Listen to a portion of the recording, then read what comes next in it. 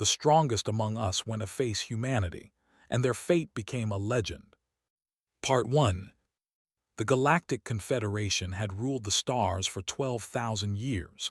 They owned everything. They controlled everything.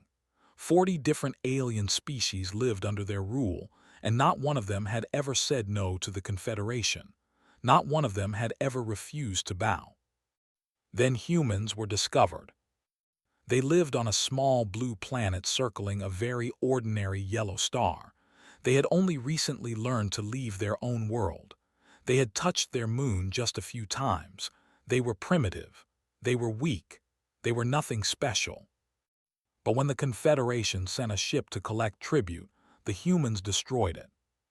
53 crew members died in fire and silence. The message was clear: humanity would not bow. In the dark halls of the Confederation War Council on a moon called, the leaders gathered to decide what to do. The room was cold and filled with shadows. Holographic maps of the galaxy floated in the air, showing every conquered world, every controlled system. Supreme Commander stood at the center. He was tall and powerful, with 4 arms and skin like gray stone. He had led the Confederation's armies for 300 years. He had never lost. "The humans have insulted us," he said. His voice was deep and carried through the chamber like rolling thunder. "They killed our people. They must answer for this." Around him sat the greatest warriors in the galaxy. Each one was a legend. Each one had destroyed entire civilizations. General of the rose from her seat. Her body was made of living crystal that caught the light and turned it into rainbows. She was beautiful in the way a sword is beautiful. She had crushed 17 rebellions with her own hands. Her blade had tasted more blood than most rivers held water. "Send me," she said simply. "I will go to this earth. I will show them what happens to those who defy us." Admiral of the clicked his sharp jaws in agreement. He looked like a giant insect, with 6 legs and eyes that saw in every direction at once. His species had invented space warfare. They had not lost a battle in 800 years. "The humans are nothing," said. 8 billion of them on one small world. We have destroyed larger populations before breakfast." But in the corner of the room, old prelate raised her hand.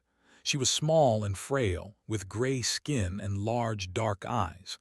She was a telepath, one of the most powerful in the galaxy. She could read minds across the void of space. "I have studied them," said. Her voice did not come from her mouth. It appeared directly in everyone's mind, soft and cold. "I have looked at their history, their memories, their dreams." She waved her hand, and images appeared in the air. The council saw human history. They saw wars that burned entire continents. They saw weapons that split atoms and turned cities into ash. They saw soldiers running toward certain death with smiles on their faces. They saw athletes breaking their own bodies just to run a little faster, jump a little higher. They saw scientists drinking poison and standing in radiation just to learn one more secret about the universe. "They are insane," General said, but her voice was not as confident as before. "Perhaps," replied, "but insanity and courage look very similar from the outside." Supreme Commander raised his 4 arms for silence. The room went quiet. "The Council has made its decision," he announced. "We will not send an army. We will not send a fleet. We will send our 12 greatest champions, our strongest, our fastest, our most deadly. They will go to Earth and show these humans what real power looks like. The humans will submit, or they will become an example for the rest of the galaxy." The choosing began immediately. General was first. No one argued. She was death itself wrapped in crystal skin. Admiral was second. His mind was a weapon sharper than any blade. Then came Myra, the assassin. She was small and quiet, with scales like shadows. In 500 years she had never failed to kill a target. Kings, emperors, warlords, all had fallen to her blade. No one had ever seen her coming. No one had ever seen her leave. Then came Bora, her mind could crush starship hulls. She could make armies turn their weapons on themselves. She could kill with a thought. Then came the twins, and they were berserkers from a warrior world. Their species had been bred for violence over 10,000 generations.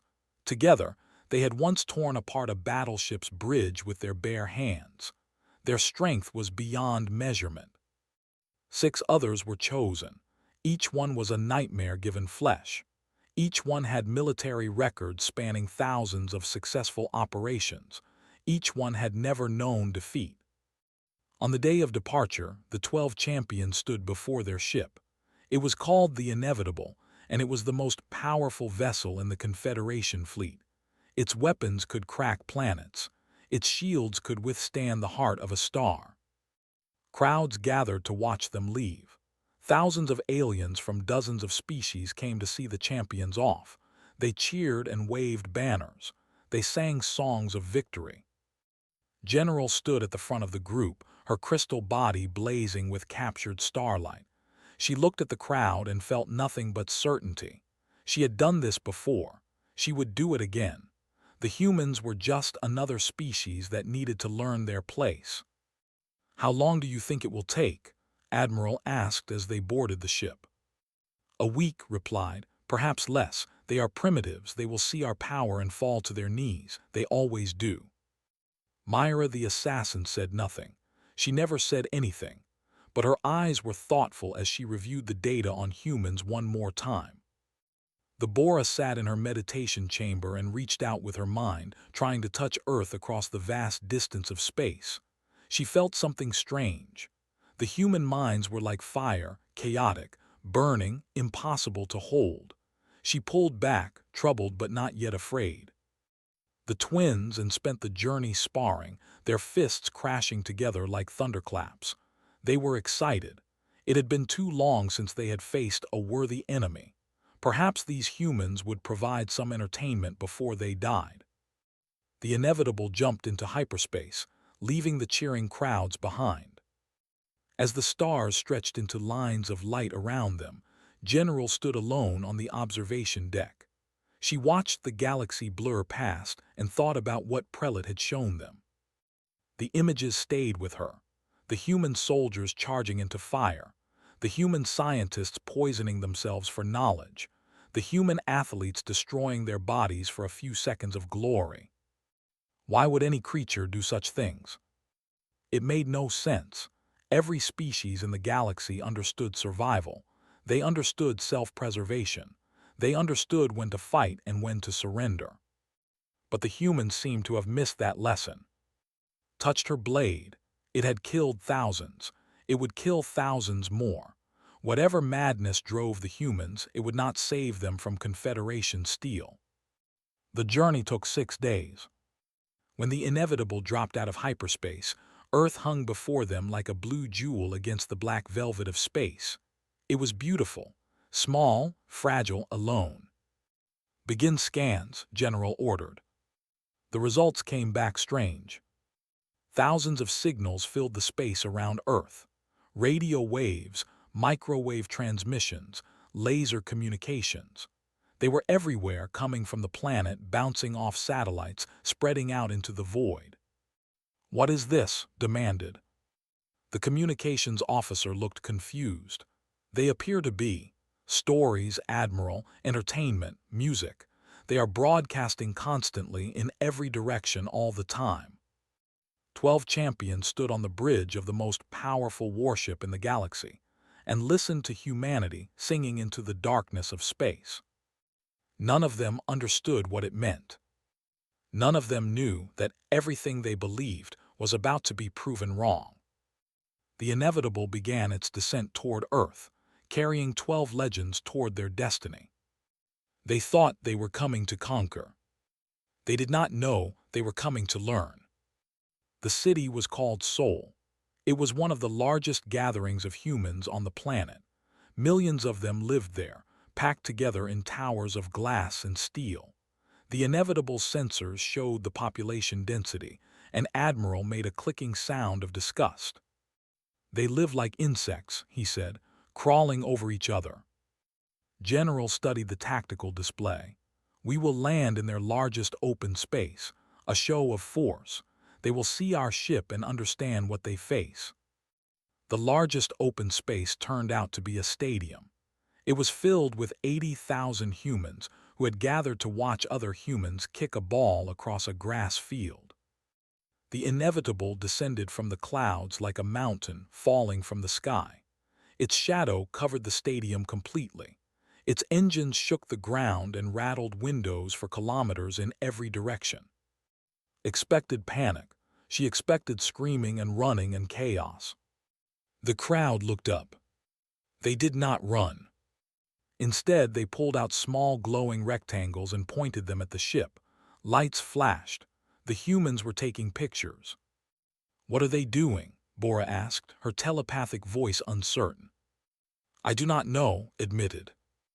The ship landed on the grass field, crushing the goals and sending players running to the sidelines. The ramp lowered with a hiss of pressure, and the 12 champions walked out into the Earth's sunlight. General led them.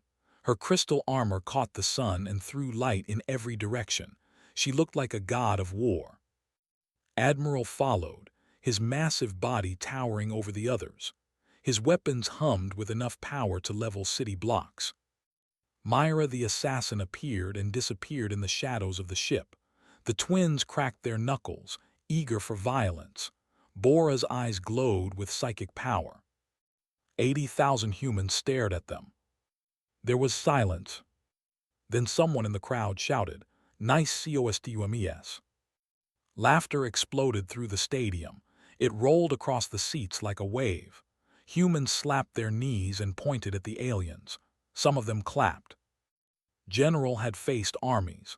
She had stared down rebellions and crushed uprisings.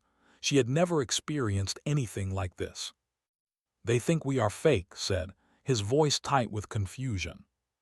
"Impossible. They can see the ship. They can see our weapons. They are taking more pictures." A human male walked toward them across the ruined grass. He was small and round, with gray hair and a belly that hung over his belt. He wore a bright yellow vest and carried a small electronic device. His name tag said, "Event Security." He stopped in front of General, looked up at her crystal form and sighed. "You cannot park here," said. "This is a restricted area. Do you have a permit?" Stared at him. This tiny creature, this soft and fragile thing, was telling her she could not park. "I am General of the Galactic Confederation," she announced, her voice amplified to echo across the stadium. "We have conquered 40 species. Your world belongs to us now. Submit or face destruction." Looked at her for a long moment, then he looked at the ship, then he looked back at her. "Young lady," he said, "I have worked this job for 30 years. I have dealt with drunk football fans, angry parents, and teenagers who think rules do not apply to them. You are going to have to do better than that." Behind her, Admiral raised his primary weapon. It was a cannon the size of a small car, capable of turning buildings into dust. Glanced at it. "Put that away," he said. "Someone could get hurt. Do you have identification or not?" The crowd was laughing harder now. Some of them were chanting something that the translation matrix struggled with. It seemed to be a sports song, but they had changed the words to be about aliens and parking tickets. A teenage girl pushed to the front of the crowd. She had bright-colored hair and was wearing a shirt with a cartoon character on it. "Your threats are weak," she shouted. "My grandmother hits harder than your threats."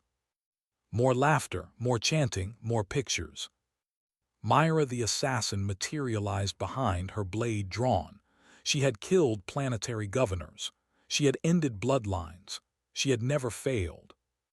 Turned around, looked at the blade, and pulled out his communication device. He said into it, "I need backup at the main field. Some theater kids are causing trouble again." He looked at Myra with tired eyes. "Young lady, I have seen knives before. I have been stabbed twice.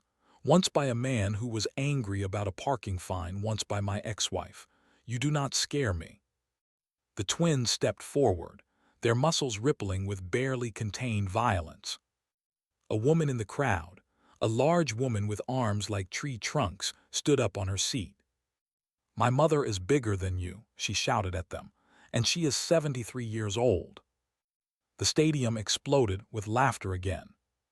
General felt something cracking inside her, not her crystal body, but something deeper, something she had built over centuries of conquest. These creatures were not afraid. They should be afraid. Every species in the galaxy had been afraid when the Confederation arrived. Fear was natural. Fear was logical. Fear was the correct response to overwhelming power. But these humans just kept laughing. "This is not possible," Bora whispered. "I am trying to touch their minds to make them feel terror, but I cannot get hold of them. Their thoughts are like water, like fire, like chaos given form." "Try harder," ordered. Bora's eyes blazed with power.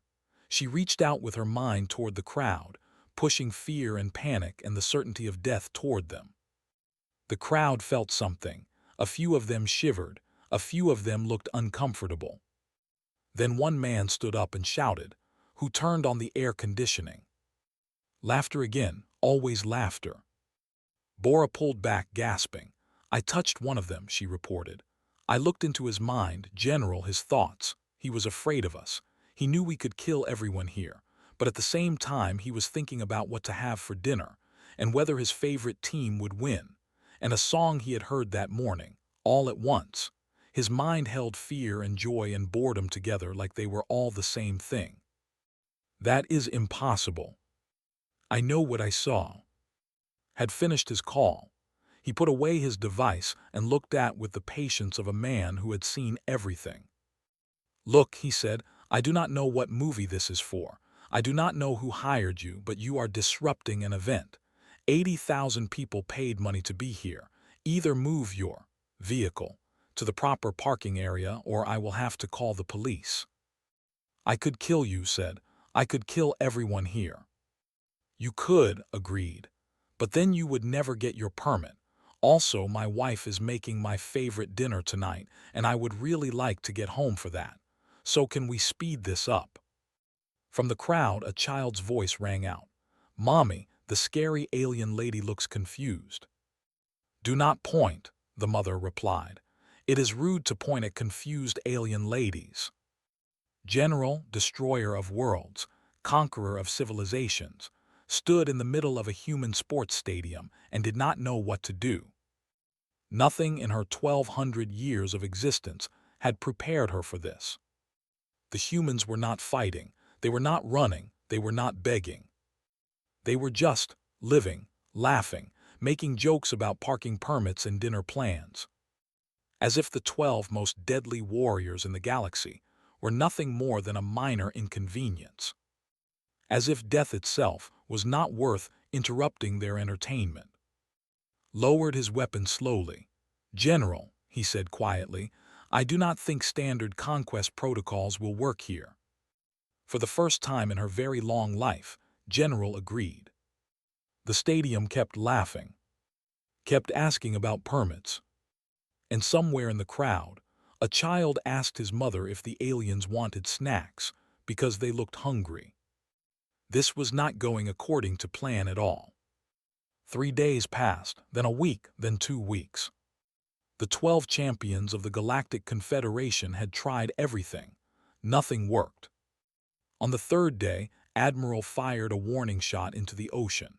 His weapon was designed to crack planets. When it hit the water, it vaporized a cubic kilometer of seawater instantly.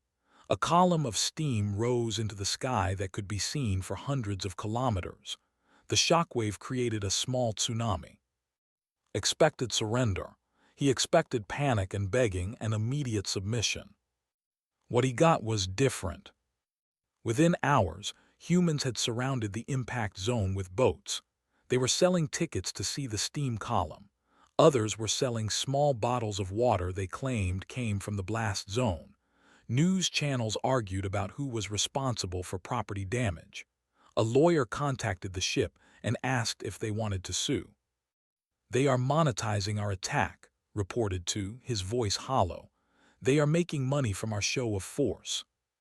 "That cannot be right." One of them has already created a song about it. It is very catchy. On the fifth day, the Bora tried again to control human minds. She had practiced. She had prepared. This time she reached out to a single human, a young woman walking down a street, and pushed her consciousness inside. What she found made her scream. The human's mind was chaos, pure chaos. There were thoughts about work mixed with memories of childhood, mixed with worries about rent, mixed with hope for the future, mixed with fear of death, mixed with hunger for lunch, mixed with love for a pet animal, mixed with anger at a politician, mixed with joy at a beautiful sunset. All happening at the same time, all tangled together like a nest of snakes. But worse than the chaos was what lay beneath it. The human knew she was going to die. Not someday in the distant future, not as a vague possibility. She knew it with certainty. She knew that her body would fail, that her mind would stop, that everything she was and everything she had done would end. She knew this, and she was planning what to have for dinner. Bora pulled out of the human's mind and collapsed on the floor of the ship. How, she whispered, how do they function? How do they get out of bed in the morning? They know they will die. They know everyone they love will die. They know everything they build will fall. And yet they keep going. They keep building. They keep loving. Fear of death is universal, said. Every species fears it. They do not fear it. They know it. They accept it. And then they ignore it. Bora's eyes were wide with something that might have been terror. General, they are insane. All of them. Every single one. They walk through existence aware of the void waiting for them, and they simply choose to care about other things instead. On the eighth day, the twins tried to show their strength. They went to a public square and began lifting vehicles, crushing concrete, bending metal poles with their bare hands. A crowd gathered. A small child, a girl no more than 5 years old, walked up to them and tugged on his leg. "Excuse me," she said, "my mommy can do that too." Look down at the tiny creature. No human can match our strength. My mommy works in construction. She uses a big machine. She lifts bigger things than cars every day. Felt something strange. It took him a moment to recognize it as embarrassment. A woman walked over, the child's mother apparently. She was not large. She was not particularly muscular. But she looked at the twins with the same tired patience that had shown. "Do not bother the aliens," she said. Then she looked at, "Are you done? Some of us have to get to work. We are demonstrating our superior physical power." "Okay, my name is, I operate heavy machinery for a construction company. Yesterday I lifted a steel beam that weighed more than your ship's landing ramp, with buttons, because humans are clever." She smiled, but it was not a friendly smile. "Strength is not about muscles, big guy. It is about tools, and we have better tools than you know." She took her daughter's hand and walked away. The twins stood in the square, surrounded by bent metal and crushed concrete, and realized they had proven nothing. On the 12th day, General demanded a meeting with human leaders. She was directed to a building called the United Nations. Inside, she found a reception desk. Behind the desk sat a young woman with perfect nails and an expression of complete and utter boredom. Her name tag said, "I am here to meet with your leaders," announced. Did not look up from her computer. "Do you have an appointment?" "I do not need an appointment. I am General of the Galactic Confederation." "Everyone needs an appointment." Finally looked up. She studied his crystal body, her blazing armor, her weapons. Then she looked back at her computer. "The earliest available slot is in 6 weeks. Would you like me to schedule you? I could destroy this building." Sighed, "Sir, I have worked customer service for 6 years. I have been yelled at by important people, rich people, famous people, and people who think they are gods. You are not special. You are not scary. You are just another person who did not make an appointment. You do not fear death." "I fear Mondays," said. "I fear my manager. I fear running out of coffee. Death would be a vacation compared to this job." She smiled sweetly. 6 weeks. Would you like a window seat?" did not destroy the building. She did not know why. That night, the 12 champions gathered in the inevitable to discuss their situation. Standard conquest is not working, Admiral admitted. They do not respond to displays of power. They do not respond to threats. They do not respond to fear. They respond to nothing, Myra said. It was the first time she had spoken since they arrived. I have watched them, studied them. They see death every day in their news, in their stories, in their history. They are surrounded by it, drowning in it, and they have become immune. Then what do we do? Asked. General stood by the window, looking down at the city lights. Millions of humans down there, living their little lives, loving their little loves, completely unaware that she could end them all with a single order. Completely unaware. Or completely uncaring. The Confederation has conquered the galaxy through 3 methods, she said slowly. Force, fear, and economic pressure. We break their armies, we break their spirits, or we break their economies. And humans.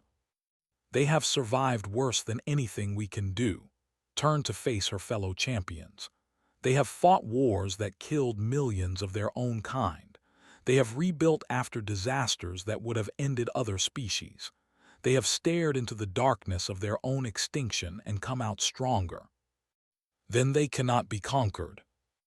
The words hung in the air like poison. Not by traditional means, agreed. We need a different approach. We need to understand them, truly understand them. Only then can we find their weakness. And if they have no weakness, did not answer. She was beginning to suspect that was exactly the case. Outside, the city continued to live and breathe and laugh, completely unconcerned with the alien warship hovering above it. Somewhere below, a street vendor was selling skewered meat. Somewhere else, children were playing in a park. Somewhere else, an old woman was teaching her granddaughter to make soup. And the 12 greatest warriors in the galaxy stood in their ship and wondered if they had finally met something they could not defeat. On the 15th day, the humans finally responded. But it was not with weapons. It was not with surrender. It was not with anything the champions expected.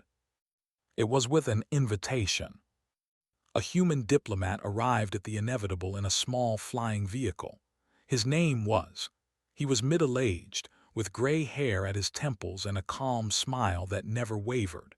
He wore a simple dark suit and carried nothing but a thin folder. The people of Earth have a proposal, said. General received him in the ship's meeting chamber. The other champions stood around her, a wall of deadly power, did not seem to notice them. We challenge you, he continued. A series of contests, your champions against ours. If you win, we will hear your terms for surrender. If we win, you leave and never return. Laughed, the sound echoed off the metal walls. You would gamble your entire world on games. Smile did not change. We would gamble our world on the fact that we are human. Do you accept?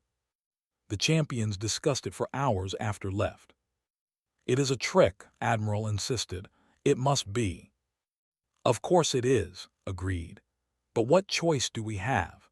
We cannot force their submission through standard methods. The Confederation will not approve the resources needed for total annihilation of a species this stubborn. We must defeat them on their own terms. And if we lose? We will not lose. We are the greatest warriors in the galaxy. What can humans possibly offer against us? The contests were announced. The humans broadcast everything to their entire planet. Billions watched. The first contest was strength. The Berserker twin stood on one side of an arena. His muscles had been enhanced over generations of selective breeding. He could lift small buildings. He had torn apart battle armor with his bare hands. On the other side stood a human named. He was large for a human, but still much smaller than. He had grown up on a farm near the ocean. He had trained in a small gym behind his family's fish market, lifting weights made from old engine parts. The rules were simple. Lift as much as you can. went first. He gripped the massive bar and lifted. 10,000 kilograms rose into the air like it was nothing. He held it above his head and roared in triumph. The crowd was silent, then stepped forward. His bar was loaded with 800 kilograms, a fraction of what had lifted. The human gripped the metal, took a breath, and pulled. The weight rose slowly. Arms shook, his face turned red, veins stood out on his neck and forehead. The bar reached his chest, then his shoulders. And stopped. His muscles screamed. His body was failing. Every cell in his arms was telling him to stop, to let go, to give up. He did not give up. His nose began to bleed. His left shoulder made a popping sound as something tore inside it. His vision went dark at the edges. And still he lifted. The bar rose one more centimeter, then another. His arms straightened. The weight was above his head. Held it for 1 second. Then he collapsed, unconscious, with a smile on his broken face. Had won. His lift was more than 10 times greater. But standing in that arena, watching the medical teams rush to help the fallen human, understood something terrible. He had lifted with his muscles. Had lifted with something else entirely. Something that muscles could not measure.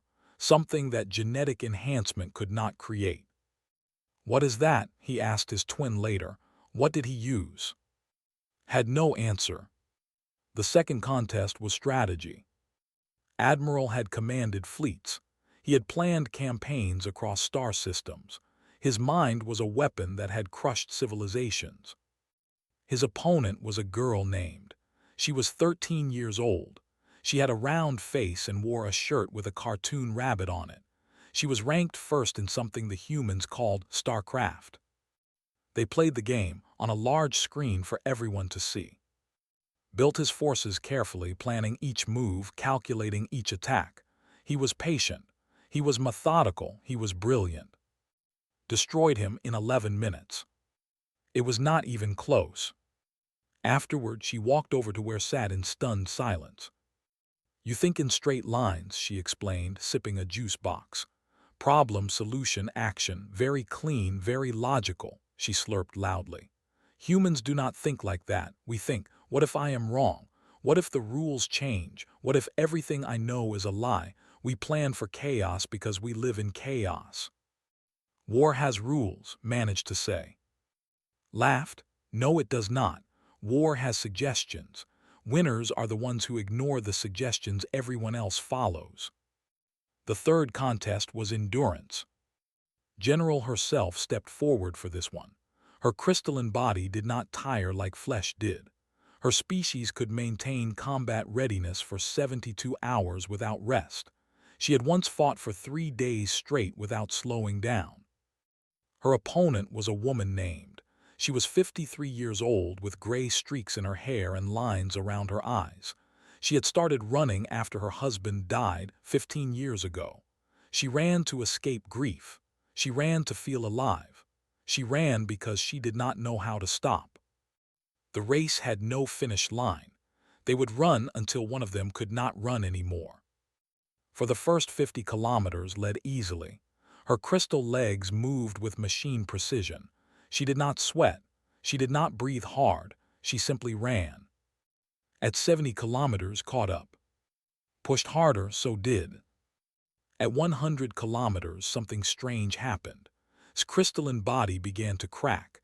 Tiny fractures appeared in her legs. Her species had never evolved for prolonged exertion. They conquered quickly or not at all. Long, sustained effort was not part of their design. His body was breaking too. Her legs were bleeding where blisters had torn open. Her lungs burned with every breath. Every step was agony. She did not slow down. At 120 kilometers, General stopped. She had no choice. Her legs would shatter if she continued. Kept running. She ran another 10 kilometers before collapsing at the finish line the humans had set up just in case. Walked to where lay, surrounded by medical personnel. "Why?" asked. "Your body was failing, you were in pain, why did you not stop?" looked up at her with exhausted eyes. "Because I could," she said simply. "Because I woke up this morning and decided that today I would not quit. That is all. That is everything." Stood there for a long time, looking at the broken human who had defeated her. The contests continued, 10 in total. The champions won 3. The humans won 7. It was not the defeats that changed everything. It was what came after. What came after was a conversation. What came after was understanding. What came after was a meal shared between enemies who were slowly realizing they had never really been enemies at all. General did not know it yet, but her entire universe was about to change. After the contests, the humans did something unexpected. They invited the champions to dinner. It was a small restaurant in Seoul, the kind of place where families gathered on weekends and old friends met to share memories. The tables were worn from years of use. The walls were covered with photographs of smiling faces. 10 humans sat on one side, with his arm in a sling, slurping noodles, moving slowly because every muscle in her body still ached. 7 others who had competed and won against beings from beyond the stars. 12 aliens sat on the other side, warriors, conquerors, legends. The table was covered with food, spicy stews, grilled meats, vegetables wrapped in leaves, small dishes of pickled things and fermented things and things that the aliens could not identify. "Eat," said, pushing a plate toward. "You look tired." The twins stared at him. "We came to conquer your world, to enslave your species. Why are you feeding us?" Shrugged. "You came to do that. Now you are not doing that, so now you are guests. That is how it works." "That makes no sense." "Very little about humans makes sense. Try the pork belly. It is excellent." General sat at the head of the table. Her crystal body could not eat human food, but they had given her a bowl of clear broth that she could absorb. She held it but did not drink. "I have lived for 1,200 years," she said. "I have conquered 17 worlds. I have killed more beings than there are stars in your sky, and I do not understand you at all." The marathon runner smiled gently. "That is okay. We do not understand ourselves most of the time. You should hate us, you should fear us. We threatened everything you love." "You did," agreed. "And we said no. That is our way. We say no to things that try to destroy us. We have been saying no to death since we first crawled out of caves." The diplomat leaned forward. "General, may I tell you a story?" Nodded. 70 years ago, my grandmother's village was destroyed in a war. A human war. Everything she knew was burned. Her family, her home, her entire world, gone in a single night. She was 6 years old. He paused to take a drink. She walked 200 kilometers through winter to reach safety. Alone. A 6-year-old girl with nothing but the clothes on her back. When she reached a refugee camp, she weighed less than the small pack she carried. The doctors did not think she would survive the week. Did she survive? She lived to be 94. She married. She had 5 children and 18. She spent 60 years teaching other people how to survive difficult times. Eyes were bright with memory. She used to tell me, "The universe wants you to quit. Everything in existence pushes you toward giving up. Your job is to push back." Thought about this. She thought about her own species. They had been created to be warriors. Thousands of years ago, they had been a peaceful people. Then the Confederation found them, conquered them, and reshaped them. They were redesigned at the genetic level. They were bred for violence.